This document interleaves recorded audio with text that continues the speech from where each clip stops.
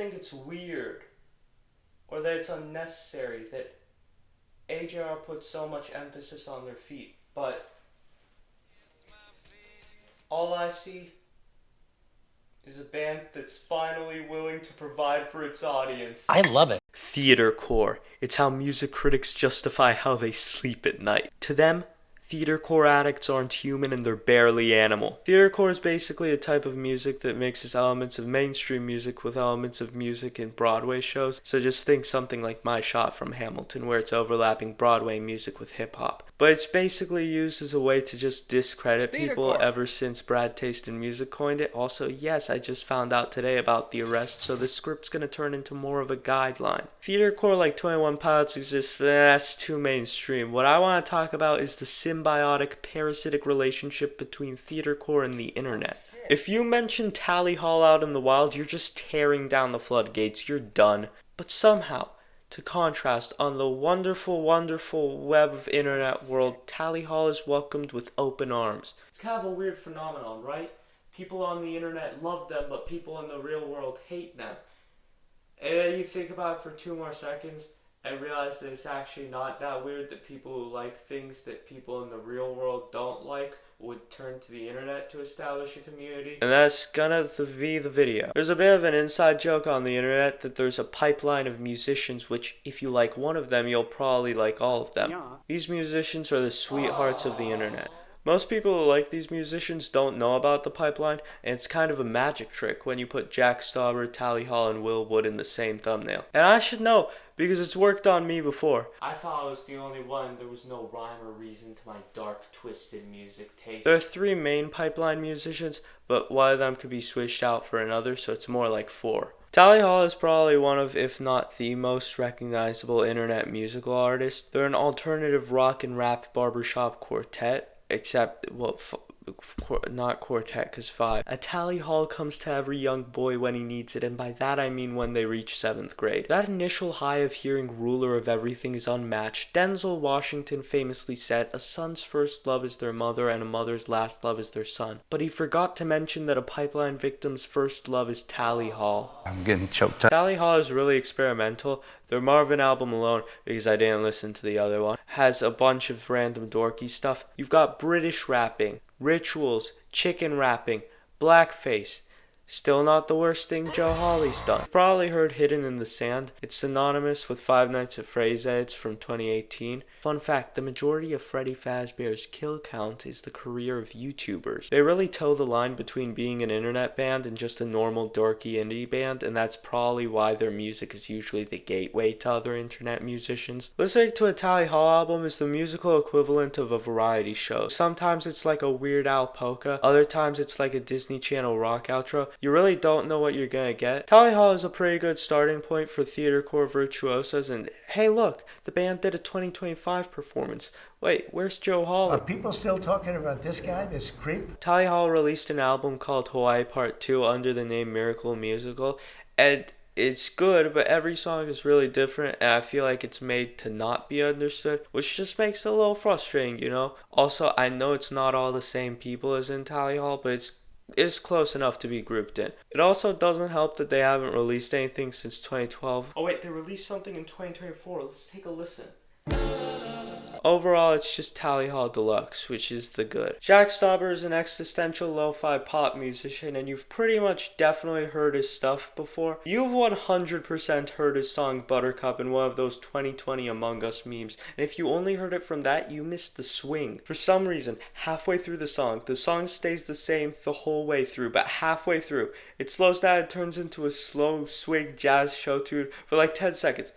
And then it just goes back like nothing happened. He makes VHS tape music videos with clay and animation, and these are really well made, but this guy's not well. Like, look at his Adult Swim special. What drives a man to do this? This is the shit they saw on Candle Cove. Look at how wholesome Will Wood is. You're telling me this guy's evil? My friend gave me one Will Wood song at a party. One song.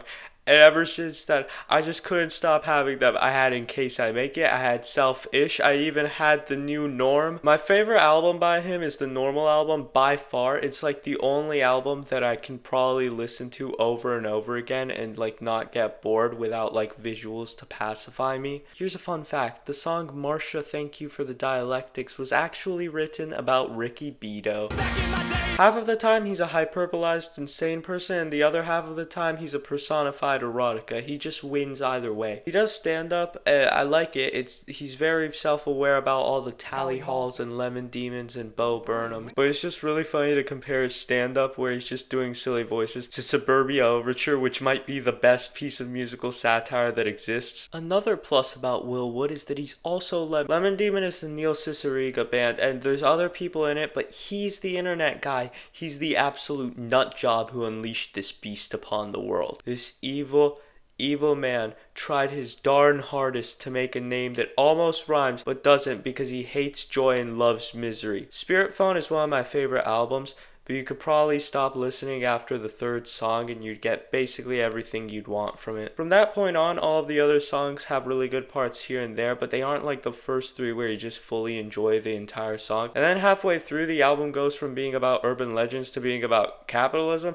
and I don't know what that's about. I thought I was in for spooks, but all I got was a lesson in Reaganomics. Oh no, that's even more scary. Okay, that was the main four, but let me do a lightning round. First, you've got Bo Burnham, who's the best.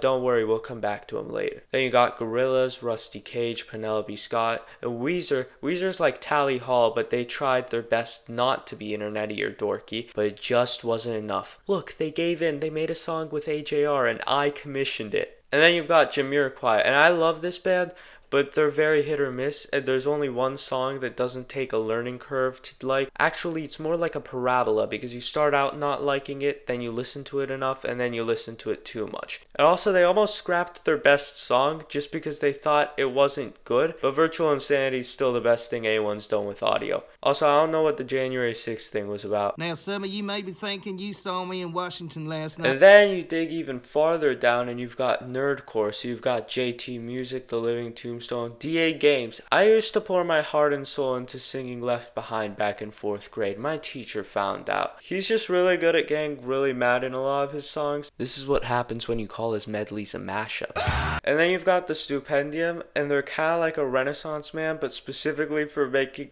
bendy, baldy DDLC songs. Like, look at this. It has like studio quality production value, and I can't even show it to anyone because it's goddamn Among Us. Alt musicals. Musicals just kind of fit with Theatercore. I mean, you've already taken musical sounding stuff and made them mainstream, so just make it appeal to a more niche audience again. And it sounds like there's an unnecessary middleman, but alt musicals clearly work because they distract cover artists from Disney songs for a solid month. Look at this and try to mansplain to me that this isn't a growing epidemic. You'll be back from Hamilton. This song should have been the musical's a sentimental manner to break a glove. Jonathan Groff comes out on stage for like 10 minutes out of the total 3 hours. He isn't even an ensemble, it's just this role. He stands still and sings one of the only non-hip-hop songs in a hip-hop musical. But Lin-Manuel Miranda accidentally made the King George tracks just the most fun ones. And you can tell a lot of cover artists agree on that. Look at Jacques going at it. Now do Guns and Ships on double speed with only one whip. We don't express empathy in my god complex. Even Stupendium did a cover, and I think this is his only cover, but I promise you,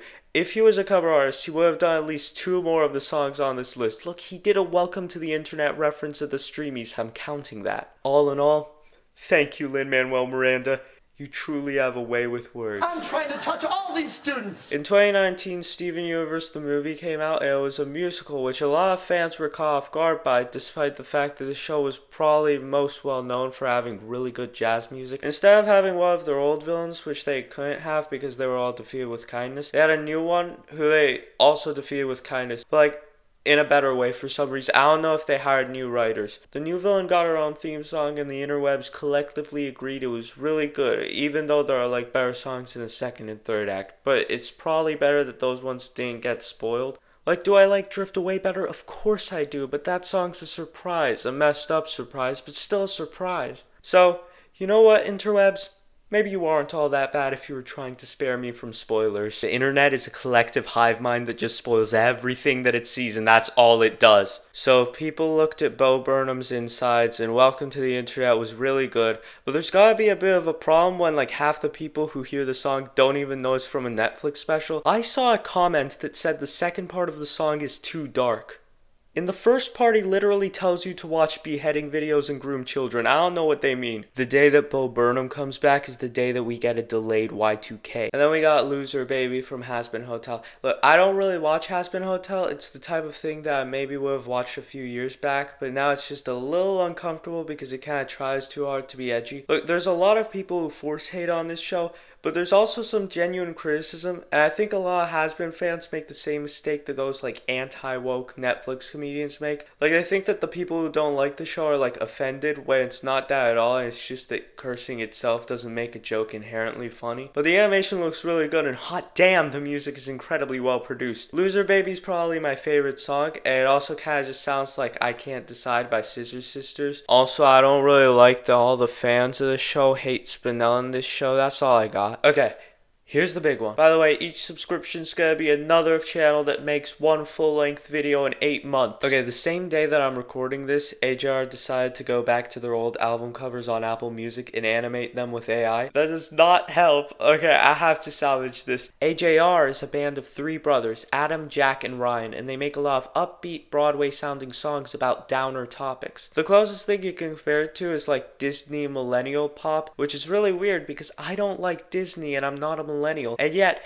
AJR is still my favorite musician out of all these guys, except Bo Burnham. I can't give him up that easily, and also recently Will Wood. They make their albums kind of like musical soundtracks, having overtures and explosive endings, which I really like when albums do because it feels like a movie for your ears. Overall, the sound is not always an acquired taste, it's just a very niche taste. It's really pessimistic even though the instrumentals are upbeat, and a lot of the lines are admittedly pretty childish, but I don't think that's really to their detriment. I feel like AJR are kind of vigilantes of humiliation, which sounds weird, but bear with me. They make songs that embarrass themselves so other people who experience the same things don't have to go through it alone. I relate to a bunch of stuff that AJR brings up in their songs. Now, I personally wouldn't write a sad song about Humpty Dumpty, but I'm happy that a song like it exists because people really do feel petty emotions like that, and they do feel bad for feeling those emotions. And it's good to have a piece of art that makes it clear that flaws like that are, for want of a better word, normal. I'm convinced you kind of need to see interviews with these guys, otherwise you might misinterpret their music as them just being petty for the sake of getting pity. Like the song Joe, for example, which comes off as a corny song about a high school bully, when in reality it's about someone you look up to who mishandles that influence. My favorite song they've made is Karma, which I think is just generally the song that both fans and critics think is really good. And for a pretty good reason, I can't even lie. This song goes really hard, and it's not even just in comparison to their other songs. But now, I can't even tell people that I like the one AJR song that people don't make fun of because they'll think I'm talking about the bloody JoJo Siwa song. Even if you don't like the whole theater style, you've gotta appreciate how skilled Ryan is. He's the brother that does most of the production, and he's clearly really invested in it, which is apparent when he does stuff like the smooth transitions between instruments in Bummerland and World's Smallest Violin, but that's also kind of watered down when they do stuff like Spoke Step. Spoke Step is like remixing words. Okay, it's basically like Friday Night Funkin'. Look, I know that they love the Spoke Step. Spoke Step's first love is AJR, and AJR's last love is Spoke Step. But it completely ruins No Grass Today. There are some people that would say that that song couldn't have been saved either way. And sure, the lyrics and concept are passive aggressive and tone deaf, but it's the only song that really feels like the album cover, if that makes any sense. Some of the songs on the click I kind of look back on and I go,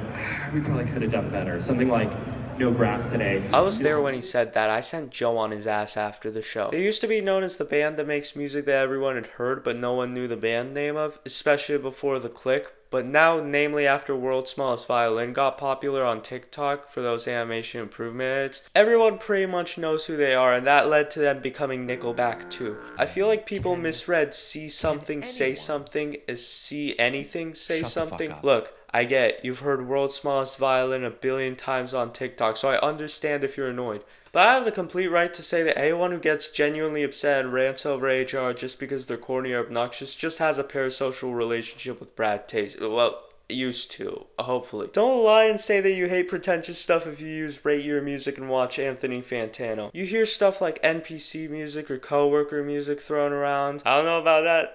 This feels more like a hive mind thing to do. I really like Curtis Connor, but seeing him make fun of AJR and genuinely look like he finds them annoying is kind of like if Nickelback made a tweet saying that Imagine Dragons is overrated. Like, he's just playing the thirsty sound effect with the most serious expression this man has donned since the 70s. He's making fun of it because it's obnoxious and it has weird sound effects. Curtis, that's what you do. By the way, this also goes for like basically anything that I mentioned. Like I said, a lot of has-been hate is forced, and it's more fun to like things as long as they don't spread any hateful messages. If someone finds out you like Jack Stauber, don't be surprised if you lose your Fourth Amendment right. How it feels to be a Jack Stauber fan in today's society. And it always gets really annoying when people each keep saying the same joke, and I think they're the first person to say it. Everyone thinks they're being very clever, but they all do one of three things. But in 2024, I saw AJR live on the Maybe Man tour, and everyone there was incredibly nice, and it felt incredibly good to be in a place where I know everything about what everyone else also loves. Like, there's no small talk there, and nobody needs a reason to like you because they already have one just by you being there. So, if you're a fan of one of these internet people, I hope that you know that there's a lot of people out there who will not only put up with, but will also see it as a positive in your obsession. Also, I have friends in real life who would make fun of musicians I like, but because of the respect that they have for other people around them, when they learn that I like those musicians, they wouldn't think differently of me. In fact, usually it would make them think differently about the musician. Like, okay, I don't like this artist. I don't understand why this person likes this artist. And they know that people don't like this artist, but they still like this artist. And I like this person. So whatever's going on with them that caused them to like this artist isn't just random or them being a bot. So I guess the only other thing I really have to say is like what you like and just try and be self-aware about it. Who the oh. Hey, well, what's on your mind? Some people are really turned off by feet. I'm not. Really?